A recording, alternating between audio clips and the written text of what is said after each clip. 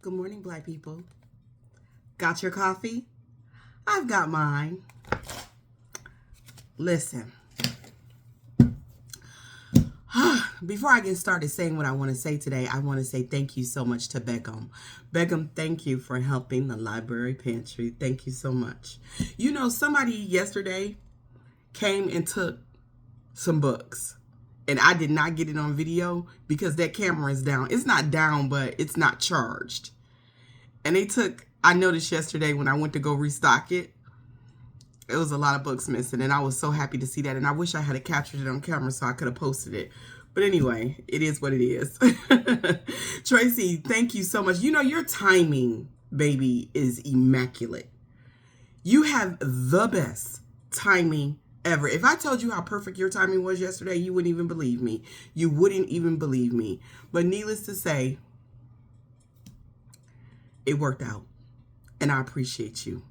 Thank you so much for making that happen. I appreciate you so much. Listen, you know, there's a cop. I just took my husband to work. And there's a cop sitting in the parking lot of the church, just waiting on somebody to mess up. I live, you know, like not that far from a main road. And I looked just to make sure that the cop was white. And he was. And, you know, because this is a black community. And, you know, a long time ago, long time ago, I used to date this Detroit police officer. And I got a speeding ticket. And he fixed the ticket for me. But when he fixed the ticket for me, I was kind of complaining and we were having this conversation. And I will never forget this thing that he said to me. Because the cops were notoriously at the 5th precinct. They were notorious for sitting on the border, excuse me, and writing tickets to black people crossing that border from Grosse Pointe into, this was Alta Road. If you're from Detroit, you know. Crossing from Alta Road, Grosse Pointe into Detroit, they would have black people pulled over left and right. And he said, that's why I specifically don't do that. He said, I sit on the other side of the street. He said, and I catch these rich white people coming from their downtown Detroit jobs. And he said, and that's who I write my tickets to. Because they do have quotas. He said, that's who I write my tickets to. He said, why would I write a ticket to the people who could least afford a ticket? No, I'm not going to do that. I'm going to sit on the other side and catch these white folks. Even my boyfriends were woke back in the day. And that made the most sense to me. This is why you gotta, you know what I'm saying? And it made the most sense to me. So ever since then, when I see these speeding traps in black neighborhoods, I always look to see if the cop is white. And I ain't never seen a black cop do it. Once he brought that to my attention, because why would you sit there and get your quotas off of people who can least afford a ticket? Least afford a ticket. Instead of going somewhere where, and if you're going to set up a speed trap, do it with people that you know can afford the ticket. Anyway, listen. Justin Fairfax. If you don't know who Justin Fairfax is, it was all over the news yesterday. Justin Fairfax, the former lieutenant governor of the state of Virginia, killed his wife yesterday, shot her and killed her, and then killed himself. This was a little bit of what we were talking about yesterday, about mental health. And you know,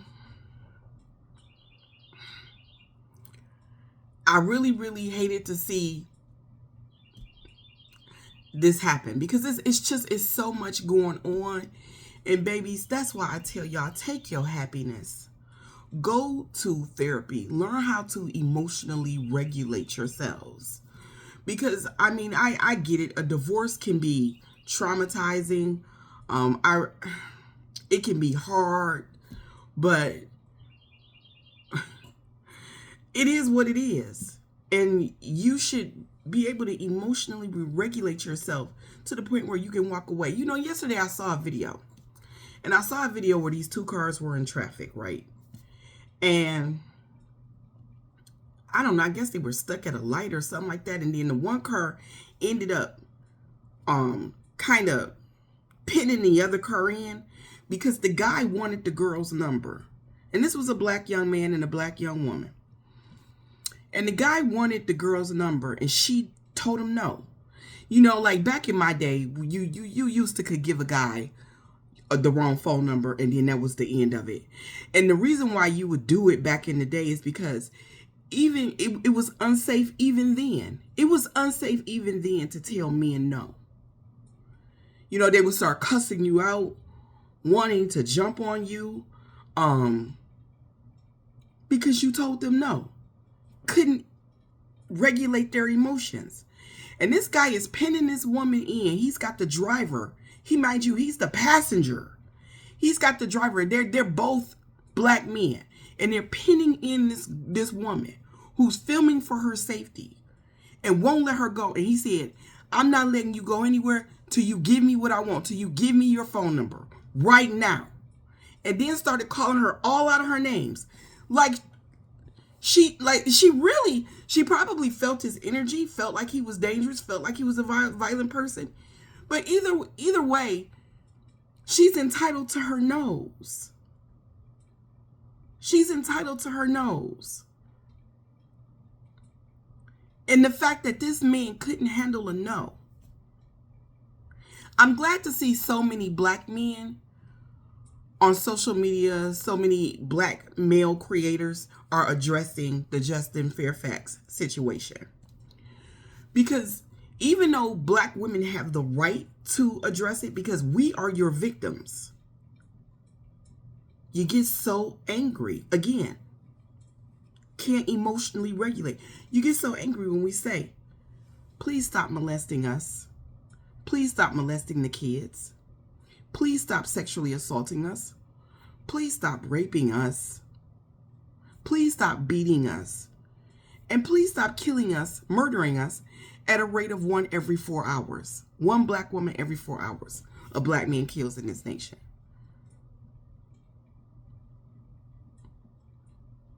When you look at all of the issues that this world is suffering from, it's a man behind it. It's a man behind it. And there are too many of our brothers who are following behind white men and trying to move like white men when you were never meant to move like white men. Men feel entitled to women the same way white people felt entitled to their slaves. Listen to what I just said, because it's the truth. Men feel entitled to women the same way white people felt entitled to their slaves. The same way white people feel entitled to control black people.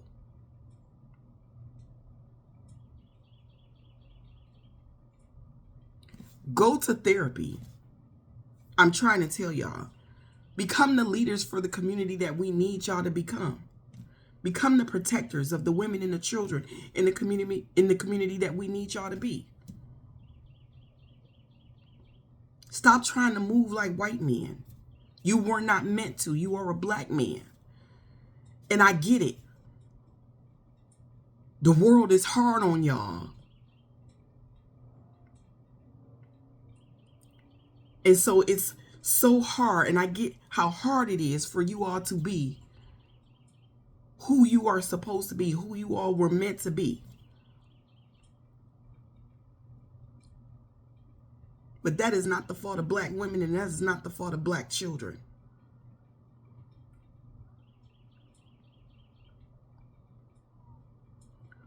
We need for you all to evolve, not devolve like white men are doing.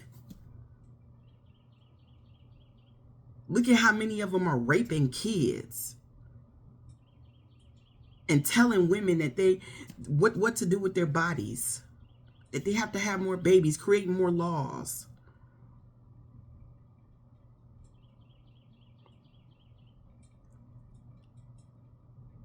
Y'all were never supposed to move like them. Ever.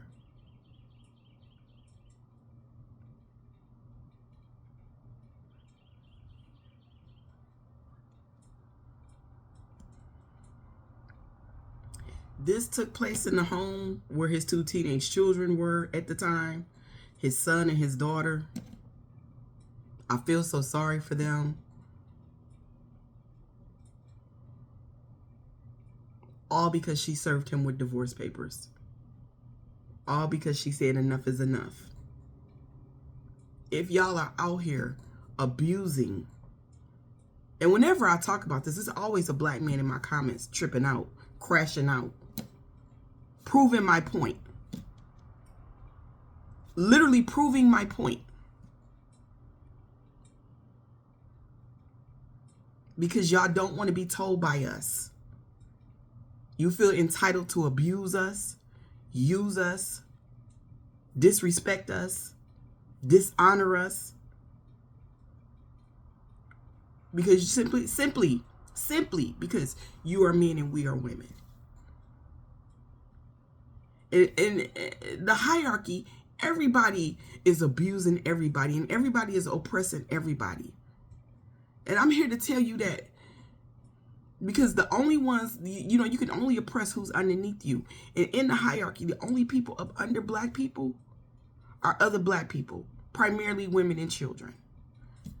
The only group under the groups under black men, rather I should say, are black women and black children. And so we are who you choose to abuse and oppress. And you don't have to do that. You don't have to move like that.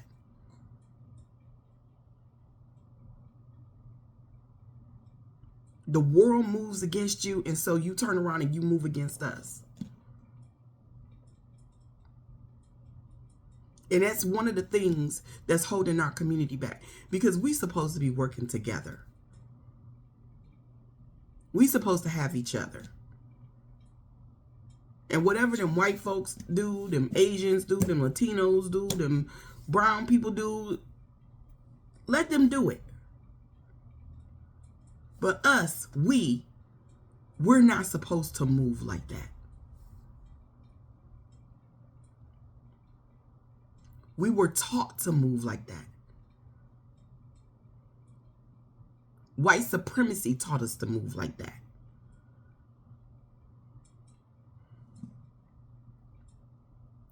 We can choose something better for ourselves. Whenever I talk about therapy, my views always go down. But I'm trying to tell you that is one of the best things you can do for yourself. Go to therapy. If you find yourself unable to emotionally regulate. A man swerved in my lane on my way taking my husband to work. He swerved in my lane, and then the only way for me to get him back in his lane was to blow my horn. I blew my horn, and he's in his truck, crashing all out. Literally, it was his fault.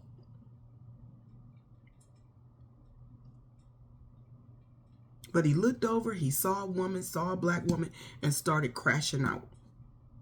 Immediately. Taking no accountability for the fact that he literally swerved in my lane and almost tore up both our cars.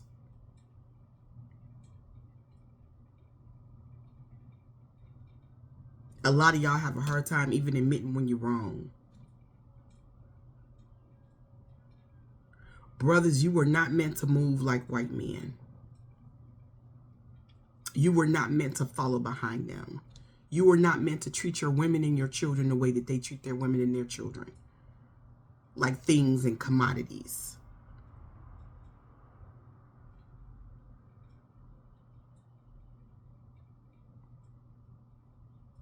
That was never meant for us, that dynamic.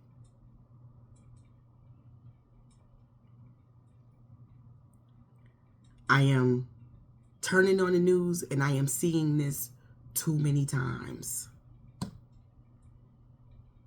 And we have got to talk about it if we're going to fix it. We have to stop ignoring the problems in our community.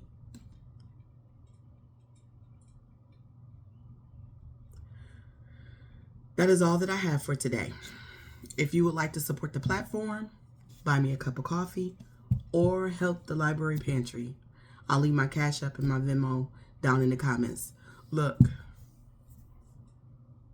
Don't be nobody's problem today. Don't be your woman's problem.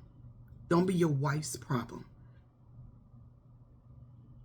Don't be your mama's problem, your sister's problem, society's problem. When you see other black people, show them respect. When you are wrong, have enough character and emotional intelligence to admit you were wrong. Self-correct and move on. It will make you a better human being. Y'all have a good day.